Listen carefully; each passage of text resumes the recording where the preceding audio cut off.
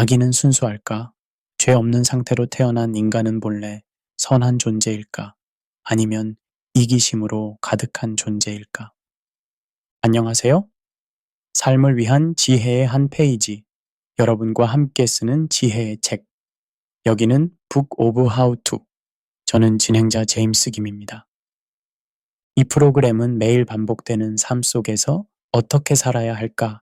라는 질문에 작지만 분명한 해답을 찾아가는 시간입니다. 성공적인 관계를 만드는 법부터 마음을 다스리는 방법, 삶의 목적을 찾는 여정까지 어떻게, 즉 how to의 모든 것을 다룹니다. 오늘의 이야기 주제는 과연 인간의 본성은 선한가? 입니다. 맹자는 말했습니다. 인간은 태어날 때부터 선한 본성을 가지고 있다. 그러나 순자는 이렇게 반박했죠. 인간의 본성은 악하다. 교육과 법이 그것을 다스리는 것이다.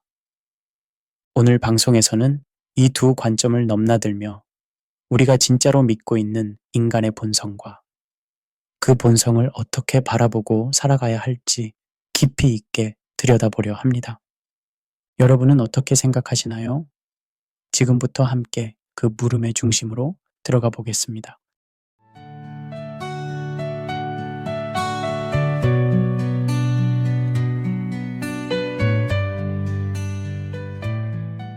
인간의 본성은 선한가? 안녕하세요, 소중한 청취자 여러분. 오늘은 인류 역사상 가장 오래되고 깊은 질문 중 하나를 함께 탐구해 보려고 합니다. 바로 인간의 본성은 선한가? 라는 질문입니다. 혹시 여러분은 어떻게 생각하십니까? 우리는 태어날 때부터 선한 존재일까요? 아니면 악한 존재일까요? 혹은 그 어느 쪽도 아닌 백지 상태로 태어나는 것일까요? 이 질문은 단순해 보이지만 실제로는 매우 복잡합니다. 동서양을 막론하고 위대한 사상가들이 평생을 고민해왔던 주제이며 오늘날에도 여전히 우리 삶에 중요한 영향을 미치는 근본적인 물음입니다. 오늘 저와 함께 철학적 이론부터 최신 심리학 연구, 그리고 종교적 관점까지 차근차근 살펴보며 이 복잡한 질문에 답을 찾아보겠습니다. 이 여행이 끝날 때쯤에는 여러분도 인간 본성에 대한 더 깊은 이해를 갖게 되실 것입니다. 먼저 동양 철학의 시각을 자세히 살펴보겠습니다. 춘추 전국시대 중국은 사상의 백화제방 시대였습니다. 이 시기의 위대한 사상가들은 인간 본성을 두고 격렬한 논쟁을 벌였는데 그 논쟁의 핵심에는 맹자와 순자가 있었습니다. 맹자는 기원전 372 연경에 태어난 유학자로 공자의 사상을 계승하면서도 독창적인 인간관을 발전시켰습니다. 그는 인간의 본성이 근본적으로 선하다는 성선설을 주장했습니다. 맹자의 유명한 비유를 더 자세히 들어보겠습니다. 지금 사람이 어린아이가 우물에 빠지려는 것을 보면 누구나 놀라고 측은한 마음이 생긴다. 이는 그 아이의 부모와 교분을 맺으려는 것도 아니고 마을 사람들에게 칭찬을 받으려는 것도 아니며 그 아이의 울음소리가 싫어서도 아니다. 이 이야기에서 중요한 것은 즉각성입니다. 우리는 계산하거나 생각할 틈도 없이 자연스럽게 측은한 마음이 생깁니다. 맹자는 이것이 바로 인간 본성의 선함을 보여주는 결정적 증거라고 보았습니다. 맹자는 인간에게는 4가지 선한 본성, 즉 사단이 있다고 주장했습니다. 첫째는 측은지심으로 타인의 고통에 대한 연민입니다. 둘째는 수호지심으로 부끄러움과 악을 미워하는 마음입니다. 셋째는 사양지심으로 양보하고 겸손한 마음입니다. 넷째는 시비지심으로 옳고 그름을 판단하는 마음입니다. 맹자는 이렇게 말했습니다. 측은지심은 인애의 시작이고 수호지심은 의의 시작이며 사양지심은 예의 시작이고 시비지심은 지혜의 시작이다. 즉, 이 4가지 마음이 바로 인간다운 덕목들의 출발점이라는 것입니다. 흥미롭게도 맹자는 이 선한 본성이 맹아와 같다고 표현했습니다. 씨앗이 적절한 환경에서 자라야 열매를 맺듯이 인간의 선한 본성도 올바른 교육과 수양을 통해 발현되어야 한다는 것입니다. 이는 맹자가 단순한 낙관론자가 아니었음을 보여줍니다. 반면 순자는 맹자와 정면으로 대립하는 관점을 제시했습니다. 인간의 본성은 악하며 그 선함은 인위적인 것이다. 라는 그의 주장은 당시로서는 매우 충격적이었습니다. 순자는 인간이 태어날 때부터 이기적인 욕망을 가지고 있다고 보았습니다. 배고프면 먹고 싶어 하고 추우면 따뜻함을 원하며 피곤하면 쉬고 싶어 합니다. 이런 욕구들은 자연스럽지만 동시에 이기적입니다. 모든 사람이 자신의 욕구만 추구한다면 어떻게 될까요? 순자는 이것이 필연적으로 경쟁과 갈등 그리고 혼란으로 이어진다고 보았습니다. 순자의 관점에서 흥미로운 점은 그가 인간이 악하다는 관점을 비관론으로 연결시키지 않았다는 것입니다. 오히려 그는 이를 희망의 근거로 삼았습니다. 왜일까요? 인간의 악한 본성을 정확히 인식해야만 그에 맞는 적절한 대책을 세울 수 있기 때문입니다. 순자는 화성기위라는 개념을 제시했습니다. 이는 성품을 변화시켜 인위를 일으킨다는 뜻으로 교육과 사회적 규범을 통해 인간의 본성을 변화시킬 수 있다는 의미입니다. 순자에게 있어 교육, 법은 인간의 본성적 악함을 다스리고 선한 사회를 만들기 위한 필수적인 장치였습니다. 순자는 이런 비유를 들었습니다. 구부러진 나무를 바르게 하려면 다듬판과 먹줄이 필요하고 무딘 쇠를 날카롭게 하려면 숫돌이 필요하다. 마찬가지로 인간의 악한 본성을 선하게 하려면 예와 의가 필요하다. 맹자와 순자의 논쟁은 단순한 이론적 논쟁이 아니었습니다. 이는 교육과 사회 시스템의 근본적인 방향성에 관한 것이었습니다. 본성이 선하다면 교육은 그 선함을 발현시키는 방향으로, 본성이 악하다면 그 악함을 억제하고 선함을 학습시키는 방향으로 나아가야 했기 때문입니다. 흥미롭게도 유교의 창시자인 공자 자신은 인간 본성의 선악에 대해 직접적인 언급을 피했습니다. 대신 그는 인이라는 이상적 덕목을 강조했습니다. 이는 타인에 대한 사랑과 배려를 의미하며 이를 실천하는 방법으로 예를 중시했습니다. 공자는 이는 자기를 이겨내고 예로 돌아가는 것이다 라고 했는데, 이는 인간이 자신의 욕망을 극복하고 올바른 행동 규범을 따를 때 인을 실현할 수 있다는 의미입니다. 이는 인간 본성의 선악을 직접 언급하지 않으면서도 자기 수양과 교육의 중요성을 강조하는 실용적 접근이었습니다. 이제 서양으로 시선을 돌려보겠습니다. 서양 철학에서도 인간 본성에 관한 다양하고 깊이 있는 견해들이 발전했습니다. 고대 그리스의 소크라테스는 덕은 지식이다 라는 유명한 명제를 남겼습니다. 이는 인간이 선을 알면 자연스럽게 선을 행한다는 의미입니다. 소크라테스는 아무도 고의로 악을 행하지 않는다고 주장했습니다. 악행은 단지 무지에서 비롯된다는 것이었습니다. 이 관점은 현대인들에게는 다소 순진해 보일 수 있습니다. 우리는 옳고 그름을 알면서도 때로는 잘못된 선택을 하지 않습니까? 하지만 소크라테스의 통찰에는 깊은 진리가 있습니다. 진정으로 선의 가치를 깨달은 사람은 악을 선택하지 않을 것이라는 것입니다. 플라톤은 스승 소크라테스의 이런 관점을 더욱 발전시켰습니다. 그는 인간의 영혼을 이성, 기계, 욕망의 세 부분으로 나누고 이성이 다른 두 부분을 올바르게 다스릴 때 정의로운 삶이 가능하다고 보았습니다. 플라톤에게 인간의 문제는 본성이 악해서가 아니라 이성이 욕망에 의해 흐려지기 때문이었습니다. 아리스토텔레스는 또 다른 접근을 보여주었습니다. 그는 인간이 태어날 때는 덕을 가지고 있지 않으며 좋은 습관을 통해 덕을 발달시켜야 한다고 주장했습니다. 아리스토텔레스에게 인간의 본성은 선이나 악보다는 잠재력에 가까웠습니다.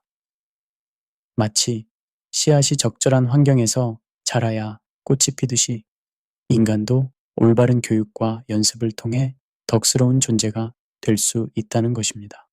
중세로 넘어가면서 기독교 철학이 인간 본성에 대한 새로운 관점을 제시했습니다. 아우구스티누스는 원죄 개념을 통해 인간의 본성이 타락했다고 보았습니다. 아담과 이브의 원죄로 인해 모든 인간은 본질적으로 죄의 경향성을 가지고 태어난다는 것이었습니다. 하지만 아우구스티누스의 관점이 단순히 비관적이었던 것은 아닙니다. 그는 인간의 의지가 자유롭지만 동시에 죄에 속박되어 있다는 복잡한 관점을 제시했습니다. 그리고 하나님의 은혜를 통해 이 속박에서 벗어날 수 있다는 구원의 가능성을 강조했습니다. 토마스 아퀴나스는 아리스토텔레스의 철학과 기독교 신앙을 종합하려고 시도했습니다. 그는 인간이 이성을 통해 자연법을 인식할 수 있으며 이를 통해 선한 행동을 할 수 있다고 보았습니다. 동시에 인간의 완전한 행복과 구원을 위해서는 하나님의 은혜가 필요하다고 주장했습니다. 근대에 들어서면서 철학자들은 전통적인 종교적 관점을 넘어서는 새로운 접근을 시도했습니다. 토마스 홉스는 만인에 대한 만인의 투쟁이라는 개념을 통해 자연 상태의 인간은 이기적이고 폭력적이라고 주장했습니다. 홉스에 따르면 자연 상태에서 인간의 삶은 고독하고 가난하고 추악하고 잔인하며 짧다고 표현할 수 있습니다. 홉스는 왜 이렇게 생각했을까요? 그는 인간이 기본적으로 자기 보존 욕구에 의해 움직인다고 보았습니다.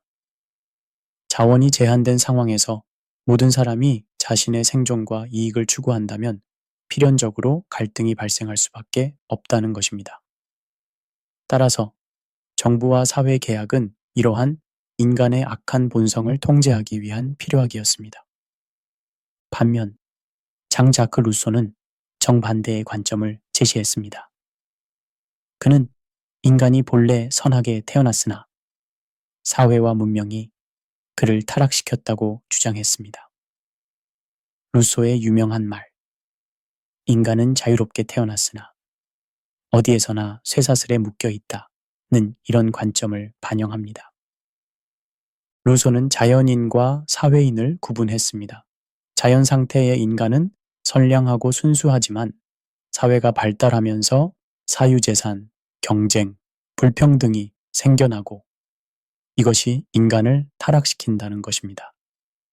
루소에게 교육의 목적은 이 타락한 사회적 영향을 최소화하고 인간의 자연스러운 선함을 보존하는 것이었습니다. 존 로크는 또 다른 혁신적인 관점을 제시했습니다. 그는 인간의 마음이 태어날 때 타블라 라사, 즉 백지 상태라고 주장했습니다. 인간은 선하지도 악하지도 않은 상태로 태어나며 경험과 교육을 통해 형성된다는 것입니다. 로크의 이런 관점은 환경 결정론적 성격을 띄었습니다. 인간의 성격과 도덕성은 타고나는 것이 아니라 후천적으로 학습되는 것이므로 적절한 교육과 환경을 제공하면 누구든지 선한 사람으로 기를 수 있다는 희망적인 메시지를 담고 있었습니다. 18세기의 위대한 철학자 임마누엘 칸트는 인간 본성에 대한 더욱 복잡하고 정교한 관점을 제시했습니다. 칸트는 인간에게 도덕 법칙에 대한 선천적 인식이 있다고 보았습니다. 그의 유명한 정언 명령, 내 의지의 준칙이 언제나 동시에 보편적 법칙의 원리가 될 수 있도록 행동하라는 이런 도덕적 이성의 표현이었습니다. 칸트에게 인간은 선과 악의 가능성을 모두 가지고 있는 존재였습니다. 인간은 감성적 존재로서 욕망과 이기심을 갖지만 동시에 이성적 존재로서 도덕 법칙을 인식하고 따를 수 있습니다. 진정한 도덕적 행위는 욕망을 억누르고 의무감에서 행동할 때 가능하다고 보았습니다. 칸트의 이런 관점은 매우 현실적입니다. 인간은 완전히 선하지도 완전히 악하지도 않은 복잡한 존재입니다. 우리는 이기적 욕구와 도덕적 의무 사이에서 끊임없이 선택해야 하는 존재라는 것입니다. 현대에 들어와서는 과학적 방법론이 발달하면서 인간 본성에 대한 오랜 철학적 질문에 실증적 증거들이 제시되기 시작했습니다. 심리학, 특히 발달 심리학과 사회 심리학의 연구 결과들은 매우 흥미로운 통찰을 제공합니다. 예일대학의 아기 인지 실험실에서 키엘리 햄린 박사팀이 진행한 연구는 정말 놀라운 결과를 보여주었습니다. 생후 6개월에서 10개월 된 아기들도 이미 선과 악, 도움과 방해를 구별할 수 있는 능력을 보였습니다. 한 실험에서 연구자들은 아기들에게 간단한 인형극을 보여주었습니다. 빨간 공이 언덕을 오르려고 노력하는데 파란 사각형은 아래에서 밀어 올려주고 노란 삼각형은 위에서 밀어내려 방해했습니다. 놀랍게도 대부분의 아기들은 도움을 주는 파란 사각형을 선호했습니다. 아기들에게 두 모양 중 하나를 선택하게 하면 80% 이상이 도움을 준 인형을 선택했습니다. 더욱 흥미로운 것은 생후 3개월 된 아기들도 비슷한 선호를 보였다는 점입니다. 이들은 아직 말도 할 수 없고 복잡한 사회적 학습을 받을 수도 없는 나이입니다. 이는 도덕적 직관이 학습된 것이 아니라 타고난 것일 가능성을 시사합니다. 또 다른 실험에서는 18개월 된 아기들이 자발적으로 타인을 돕는 행동을 보였습니다. 연구자가 무언가를 떨어뜨리고 닿지 않는 척하면 많은 아기들이 스스로 그것을 주워 건네주었습니다. 이때 아기들은 아무런 보상이나 칭찬을 받지 않았습니다. 순수한 도움의 동기에서 행동한 것입니다. 하지만 동시에 아기들은 이기적인 행동도 보입니다. 자원이 제한된 상황에서는 자신의 필요를 우선시하며 때로는 다른 아기의 장난감을 빼앗거나 공격적인 행동도 나타냅니다. 이는 인간에게 이타성과 이기성이 모두 내재되어 있음을 시사합니다. 진화 심리학자들은 이런 현상에 대해 흥미로운 설명을 제시합니다. 인간의 행동은 수백만 년에 걸친 진화의 산물이라는 것입니다. 이타적 행동과 협력이 집단의 생존에 유리했기에 우리는 타인을 돕고 협력하는 성향을 발달시켰습니다. 하지만 동시에 개인의 생존과 자원 확보도 중요했기에 이기적 성향도 함께 진화했습니다. 이는 인간의 본성이 단순히 선하거나 악하다기보다는 상황에 따라 적응적인 복합적 성향의 집합이라는 것을 의미합니다. 예를 들어 인간은 자신과 유전적으로 가까운 대상에게 더 이타적인 경향이 있습니다. 이를 혈연 선택이라고 합니다. 부모가 자식을 위해 희생하는 것, 형제 자매끼리 서로 돕는 것은 유전자의 생존 확률을 높이는 전략입니다. 또한 인간은 상호 호혜적인 관계에서 협력하는 경향이 있습니다. 당신이 나를 도우면 나도 당신을 돕겠다는 것입니다. 이런 상호부조는 장기적으로 모든 구성원에게 이익이 됩니다. 사회심리학의 여러 실험들은 인간 행동의 가변성과 상황의 강력한 영향력을 보여줍니다. 이 실험들은 때로는 우리를 불편하게 만들지만 인간 본성의 복잡성을 이해하는 데 중요한 통찰을 제공합니다. 스탠리 밀그램의 복종 실험은 1910년대에 진행된 가장 유명한 심리학 실험 중 하나입니다. 참가자들은 다른 사람에게 전기 충격을 가하라는 권위자의 명령을 받았습니다. 놀랍게도 65%의 참가자가 치명적일 수 있는 수준까지 전기 충격을 가했습니다. 이 실험은 평범한 사람들이 권위에 복종하여 타인에게 고통을 줄 수 있음을 보여주었습니다. 더욱 충격적인 것은 참가자들이 악한 사람들이 아니었다는 점입니다. 그들은 일반적인 시민들이었고 많은 경우 자신의 행동에 대해 도덕적 갈등을 느꼈습니다.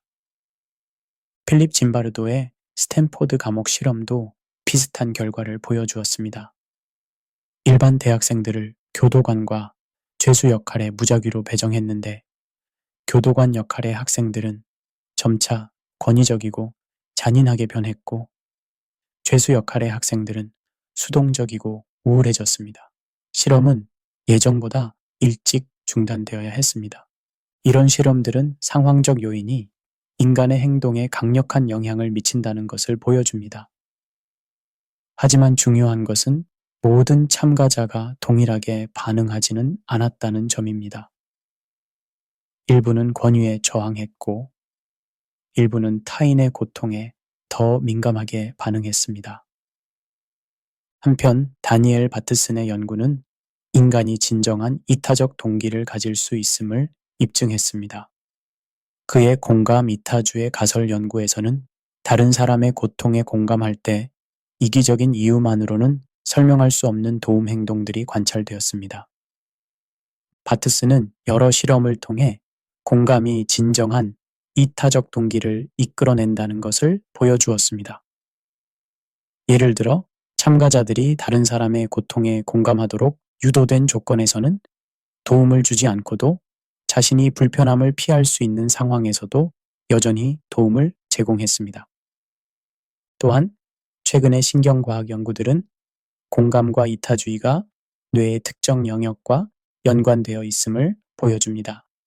다른 사람의 고통을 볼 때 활성화되는 뇌 영역은 자신이 고통을 느낄 때 활성화되는 영역과 부분적으로 겹칩니다. 이는 우리가 말 그대로 다른 사람의 고통을 함께 느낀다는 것을 의미합니다. 현대 심리학의 연구 결과들을 종합해보면 인간은 선과 악의 가능성을 모두 지니고 있는 복잡한 존재라는 결론에 도달합니다. 우리는 타고난 도덕적 직관과 공감 능력을 가지고 있지만 동시에 이기적 동기와 상황적 압력에 취약한 존재이기도 합니다. 이는 인간에 대한 절대적 낙관론이나 절대적 비관론 모두 부적절하다는 것을 시사합니다. 대신 우리는 인간의 복잡성을 인정하고 선한 가능성을 키우고 악한 가능성을 억제할 수 있는 환경과 시스템을 만드는 데 집중해야 합니다. 어쩌면 인간의 진정한 위대함은 이러한 복잡성 속에서 지속적으로 선을 선택하려는 노력에 있는지도 모릅니다. 종교는 수천 년 동안 인간 본성에 관한 깊은 통찰을 제공해 왔습니다. 각 종교는 인간의 본질적 속성과 그 선악의 문제에 대해 독특하면서도 깊이 있는 관점을 가지고 있습니다. 이런 종교적 관점들을 살펴보는 것은 인간 본성을 이해하는 데 중요한 차원을 더해줍니다. 기독교에서는 인간의 본성을 이해하는 데 있어 원죄의 개념이 중심적입니다.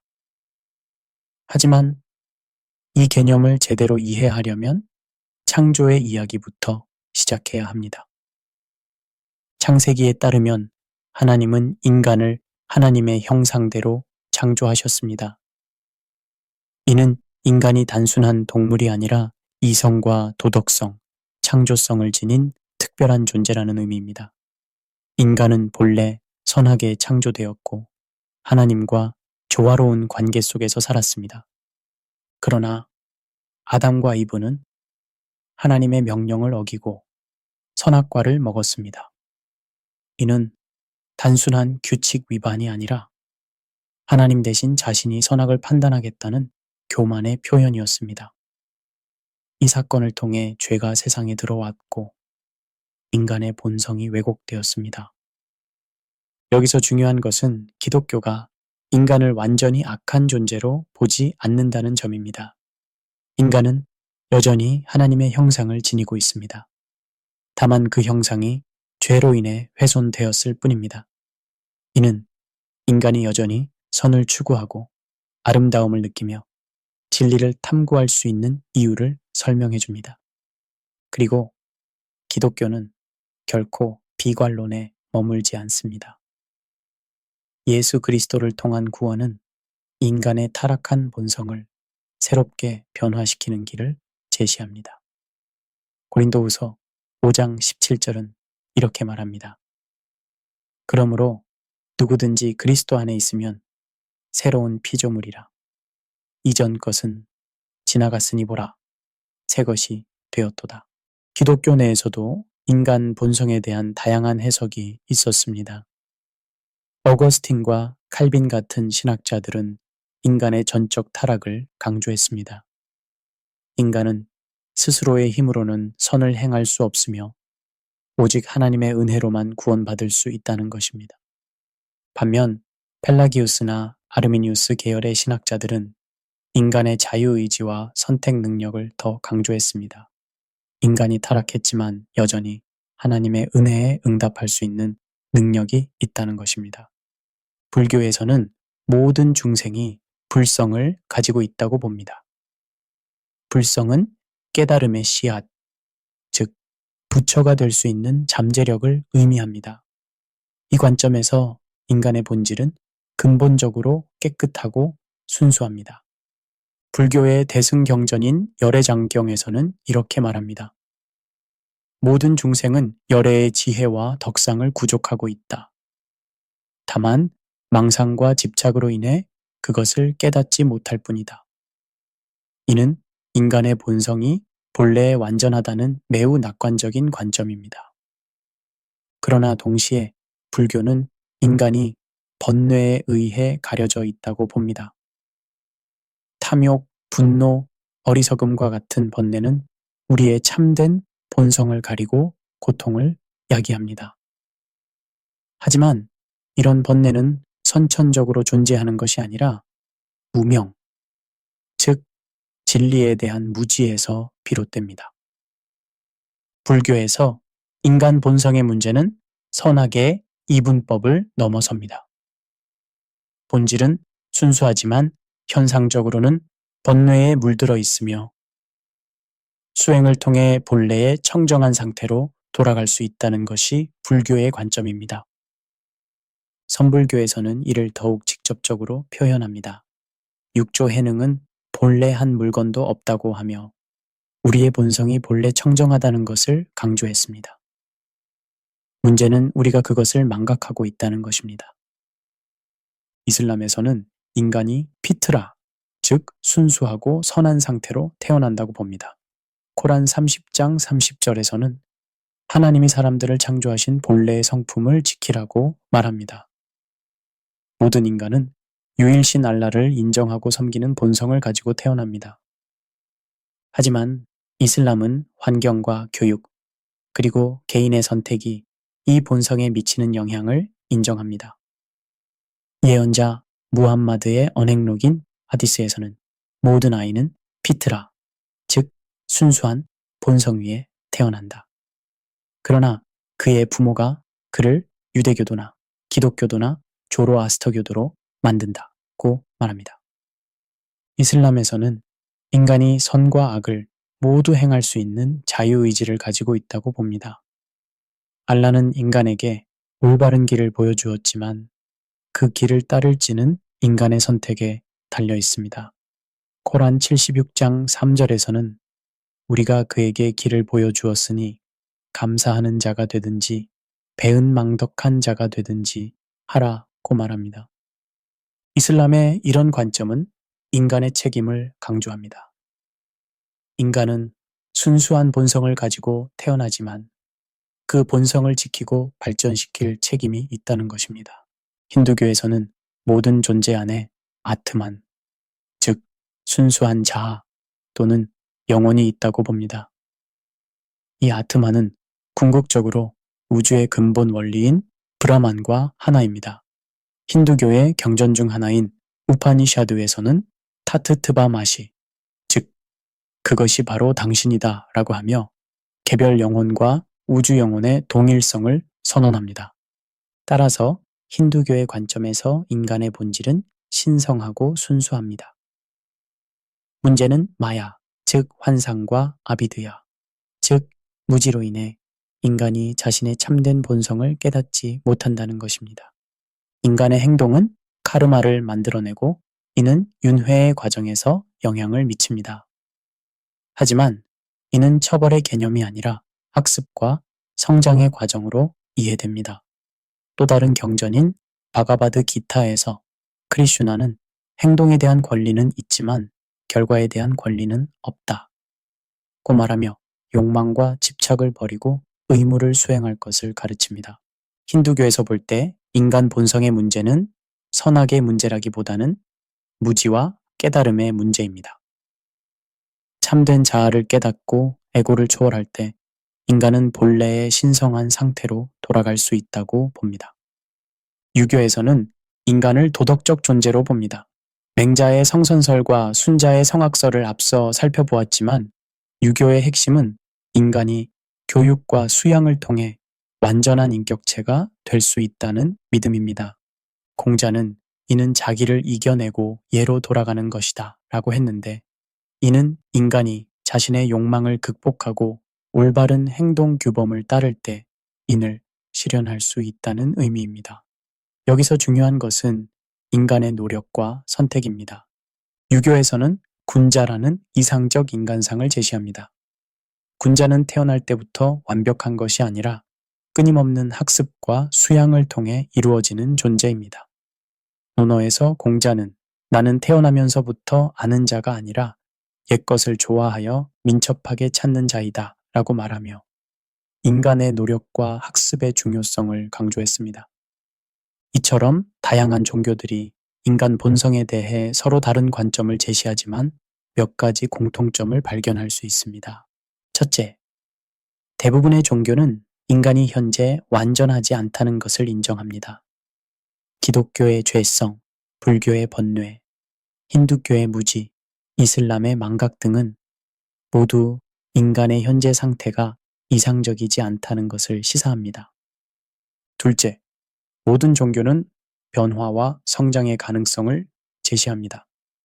기독교의 구원과 성화, 불교의 깨달음, 힌두교의 해탈, 이슬람의 영적 발전, 유교의 수양은 모두 인간이 더 나은 존재가 될 수 있다는 희망을 담고 있습니다.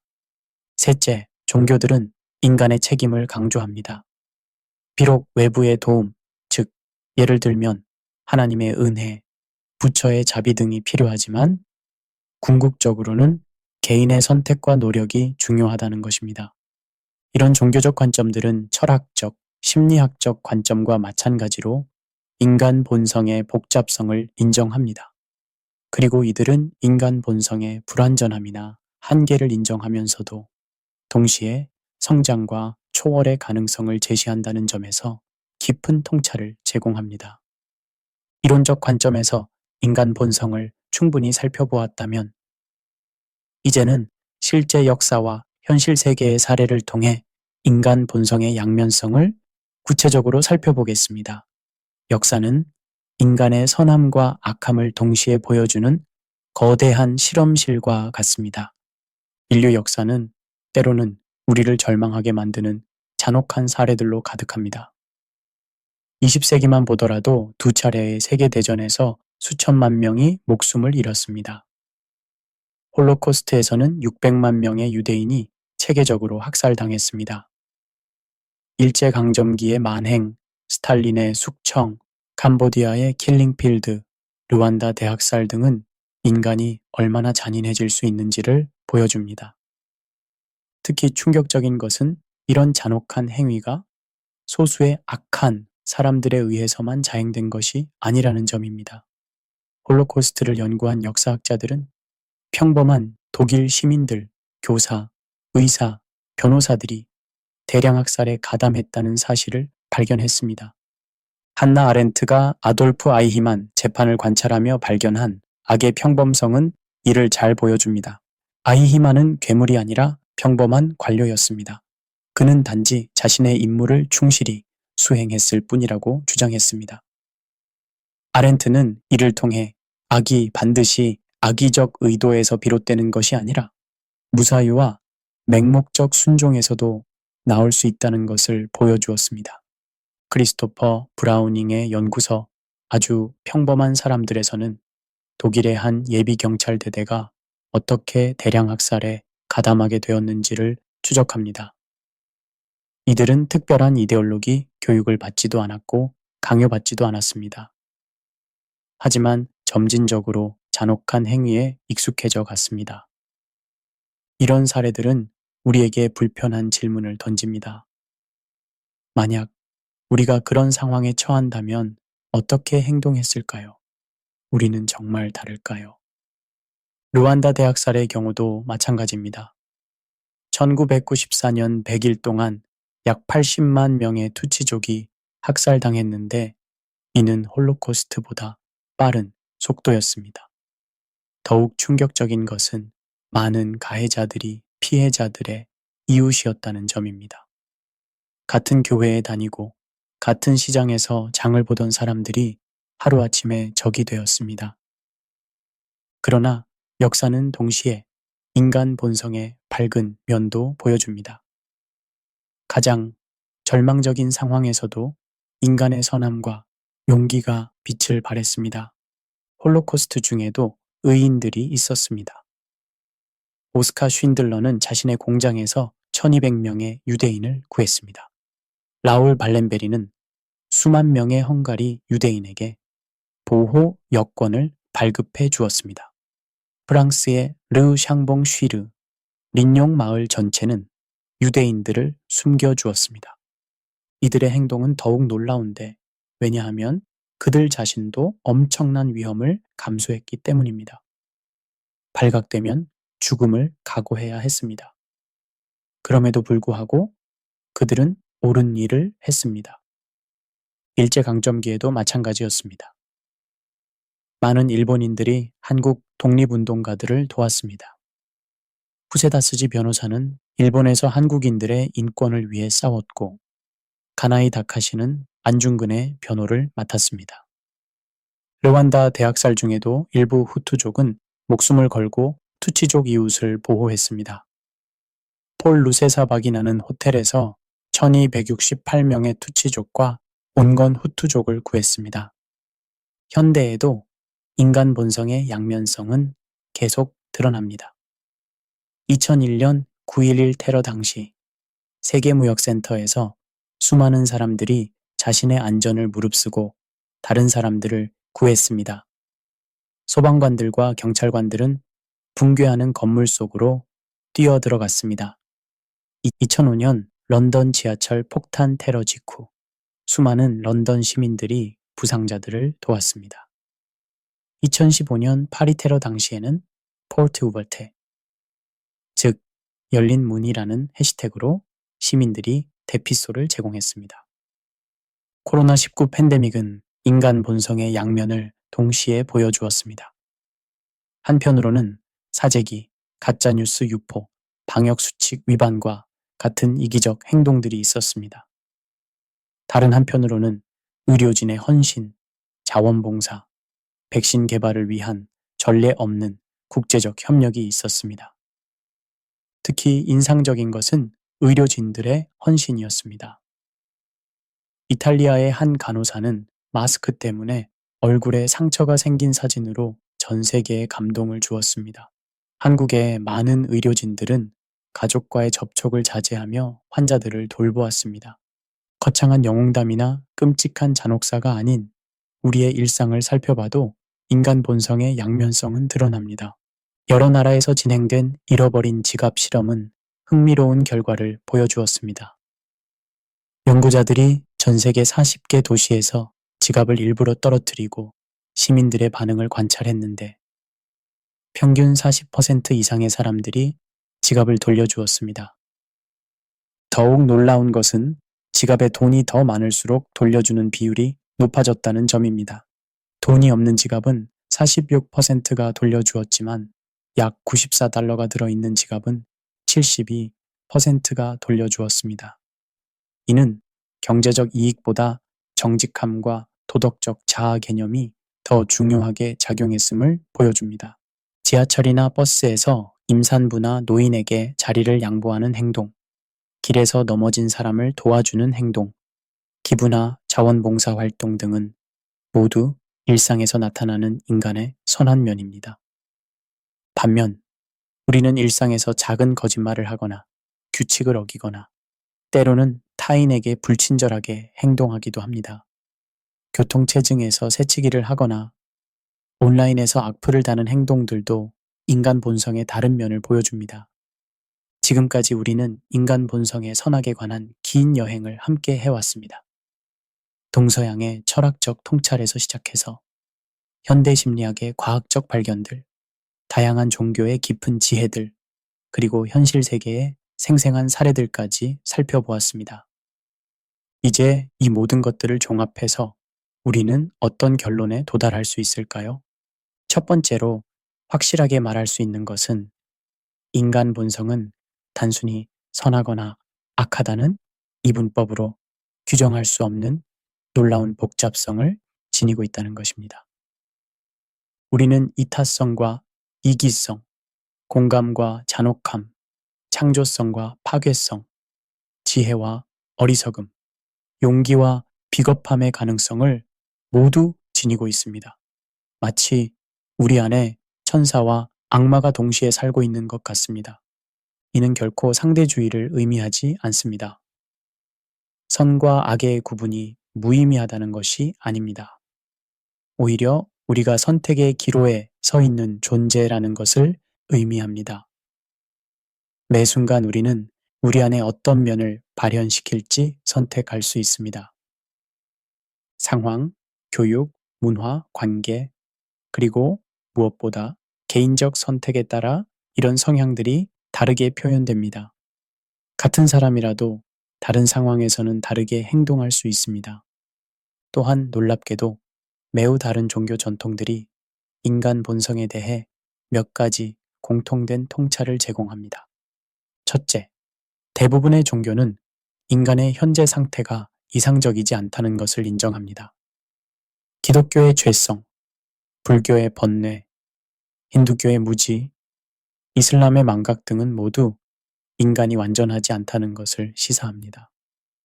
둘째, 모든 종교는 변화와 성장의 가능성을 제시합니다. 기독교의 구원과 성화, 불교의 깨달음, 힌두교의 해탈, 이슬람의 영적 발전은 모두 인간이 더 나은 존재가 될 수 있다는 희망을 담고 있습니다. 셋째, 종교들은 개인의 책임과 노력을 강조합니다. 비록 외부의 도움이 필요하지만 궁극적으로는 개인의 선택과 노력이 중요하다는 것입니다. 성경의 관점은 특히 균형 잡혀 있습니다. 인간을 하나님의 형상을 지닌 존귀한 존재로 보면서도 동시에 죄에 물든 불완전한 존재로 인정합니다. 이는 인간에 대한 현실적 낙관주의라고 할 수 있습니다. 성경은 인간이 자신의 힘만으로는 완전해질 수 없다고 봅니다. 하지만 하나님의 은혜로 놀라운 변화가 가능하다는 희망을 제시합니다. 이는 겸손함과 희망을 동시에 주는 관점입니다. 이런 인간 본성에 대한 이해는 우리 삶에 어떤 실천적 의미를 가질까요? 첫째는 겸손함의 미덕입니다. 우리 모두 선과 악의 가능성을 지니고 있음을 인정하면 자신에 대해서는 겸손해지고 타인에 대해서는 관대해질 수 있습니다. 나는 절대 그런 일을 하지 않을 것이다 라는 교만보다는 적절한 상황에서는 나도 그럴 수 있다 라는 겸손함이 필요합니다. 이는 도덕적 상대주의가 아닙니다. 선과 악의 구분을 포기하는 것이 아니라 자신도 악에 빠질 가능성이 있다는 것을 인정하는 것입니다. 이런 겸손함은 역설적으로 더 나은 선택을 하게 만듭니다. 둘째는 지속적인 경계심입니다. 인간이 상황에 따라 악행에 가담할 수 있음을 알면 우리는 자신의 행동과 판단을 지속적으로 점검해야 합니다. 특히 권위, 집단 압력, 이데올로기에 맹목적으로 따르지 않도록 주의해야 합니다. 셋째는 변화에 대한 희망입니다. 인간 본성의 가변성을 인정하면 자신과 타인, 그리고 사회의 발전에 대한 희망을 가질 수 있습니다. 아무리 문제가 많은 사람이라도 변화할 가능성이 있고, 아무리 어려운 사회 문제라도 해결될 가능성이 있습니다. 이는 단순한 낙관론이 아닙니다. 변화가 쉽다거나 자동적으로 일어난다는 것이 아닙니다. 하지만 노력과 적절한 환경이 주어지면 놀라운 변화가 가능하다는 희망입니다. 넷째는 환경과 시스템의 중요성입니다. 인간 행동이 상황에 크게 영향받는다는 것을 알면 좋은 환경과 시스템을 만드는 것의 중요성을 깨달을 수 있습니다. 개인의 의지력에만 의존하는 것이 아니라 선한 행동을 촉진하고 악한 행동을 억제하는 구조를 만들어야 합니다. 그리고 다섯째는 균형 잡힌 인간관을 실천하는 것입니다. 인간 본성의 다면성을 인정하면 인간에 대해 지나치게 낙관적이거나 비관적인 관점을 피하고 균형 잡힌 시각을 유지할 수 있습니다. 순진한 낙관론은 인간의 악한 가능성을 과소평가해서 위험할 수 있습니다. 반면 냉소적 비관론은 인간의 선한 가능성을 포기해서 자기 실현적 예언이 될 수 있습니다. 우리에게는 희망을 잃지 않으면서도 현실을 직시하는 균형감이 필요합니다.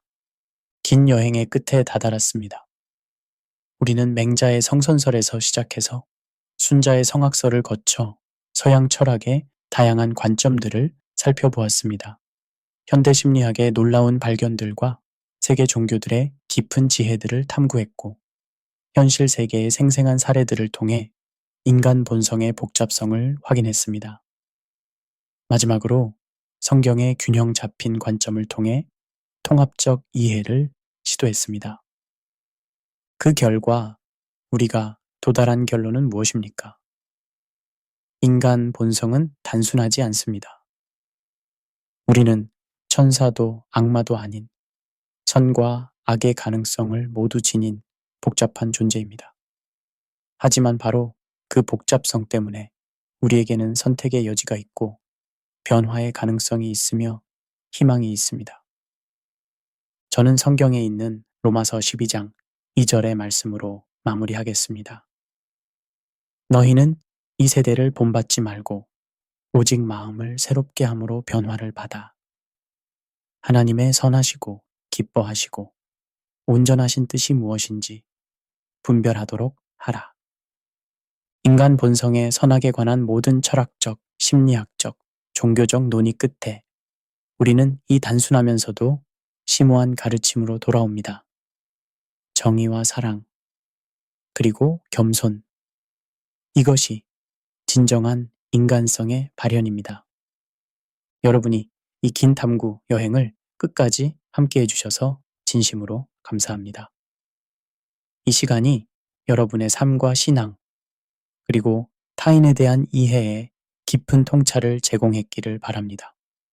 우리는 완벽하지 않은 존재들이지만 그렇기 때문에 더욱 서로를 이해하고 도우며 함께 성장해 갈 수 있습니다. 오늘부터 여러분의 일상에서 작은 선택들을 통해 더 나은 인간성을 실현해 나가시기를 바랍니다.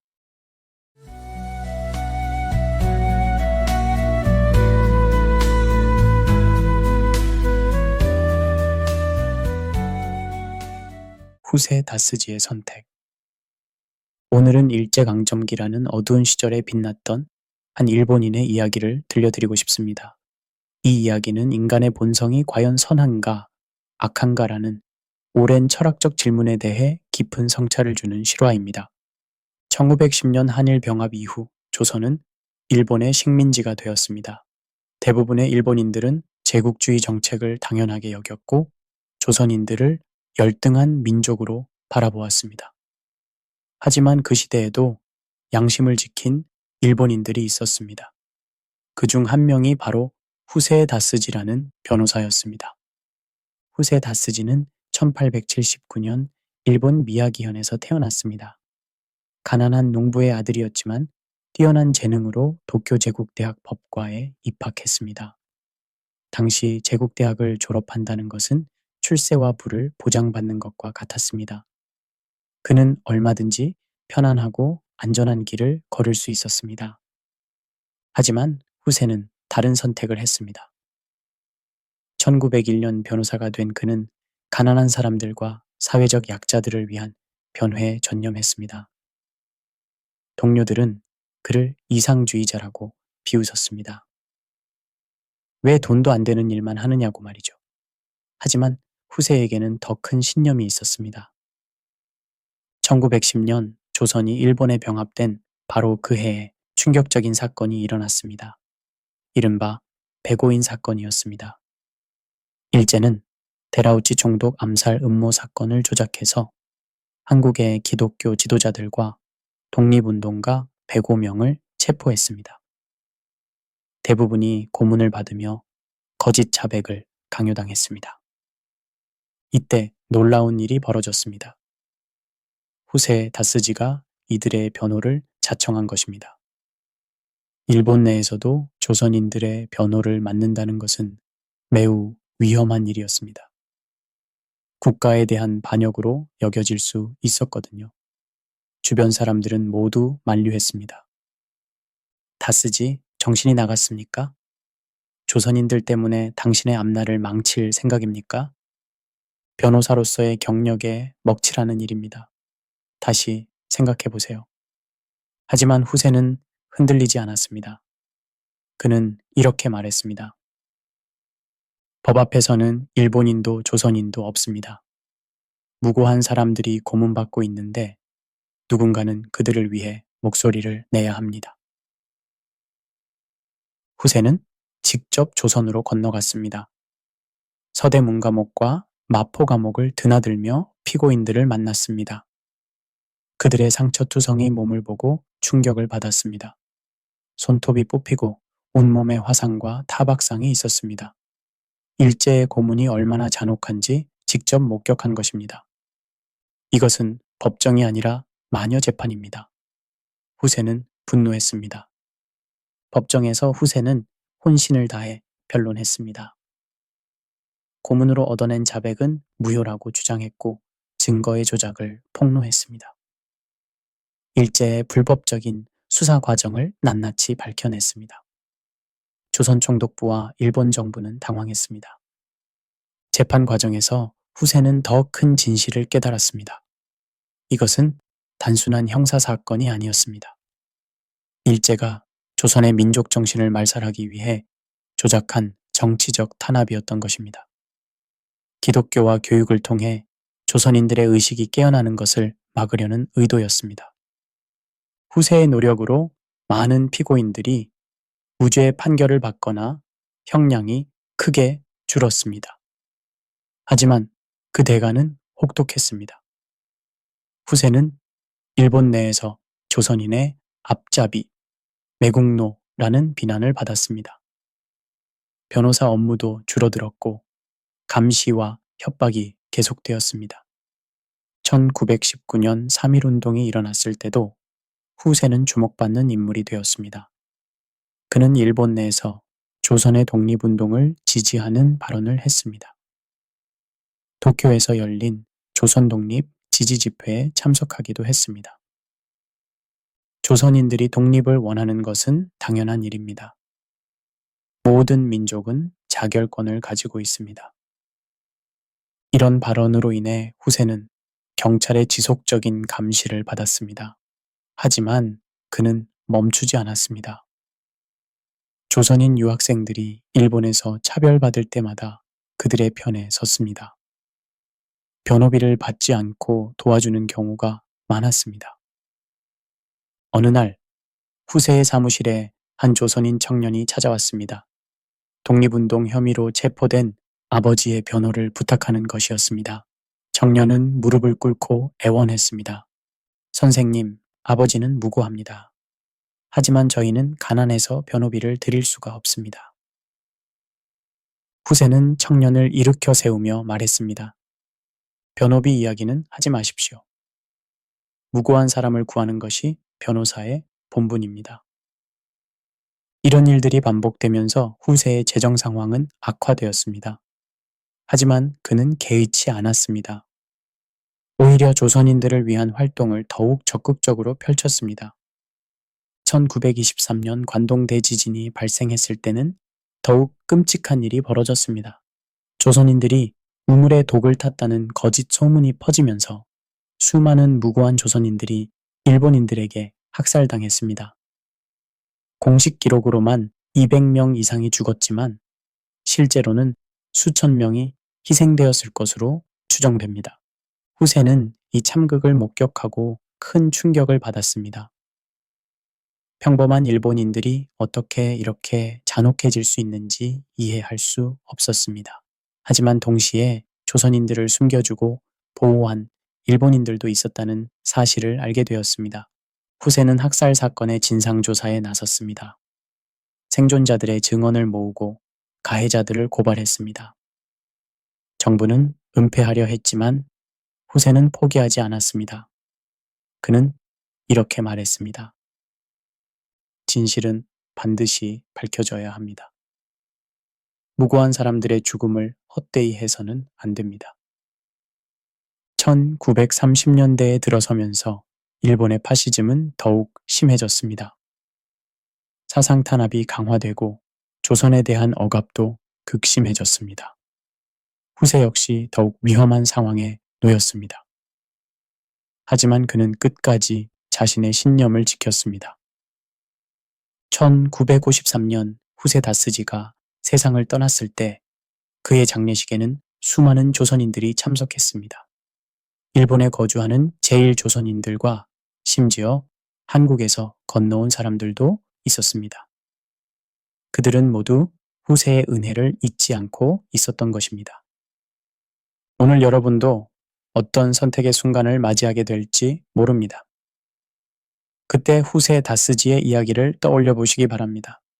우리 모두는 불완전한 인간이지만 그렇기 때문에 서로를 이해하고 도우며 더 나은 세상을 만들어갈 수 있는 존재이기도 합니다.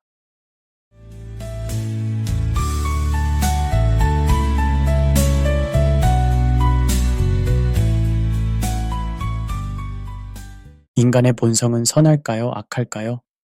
어쩌면 우리는 선과 악 사이를 가지고 태어난 존재인지도 모릅니다. 선택의 자유. 오늘의 이야기 속에서 우리는 인간의 본성을 둘러싼 수많은 시선과 질문을 마주했습니다. 결국 중요한 건 우리가 어떤 본성을 키워나갈 것인가에 대한 책임입니다. Book of How to는 여러분의 하루에 지혜의 한 줄기를 더해드리고자 매일 새로운 질문과 해답을 찾아 나아갑니다. 이 프로그램은 당신의 삶을 더욱 따뜻하게 만들어주는 공간, 한국 제품 전문 온라인 스토어, 아파트몰의 후원으로 함께합니다. 한국의 정성과 품질을 미국까지 필요한 생활용품, 건강식품, 따뜻한 마음까지 aptmall.net 아파트몰에서 만나보세요. 저는 진행자 제임스 김이었습니다. 다음 시간에도 삶을 더 깊이 이해하고 함께 성장하는 이야기로 찾아뵙겠습니다. 혹시 질문이나 문의하고 싶으신 분들은 유튜브에서 Book of How to 제임스 킴을 검색해 주세요. 끝까지 함께 해주셔서 감사합니다. 그리고 당신의 오늘이 더 나은 선택으로 이어지길 바랍니다.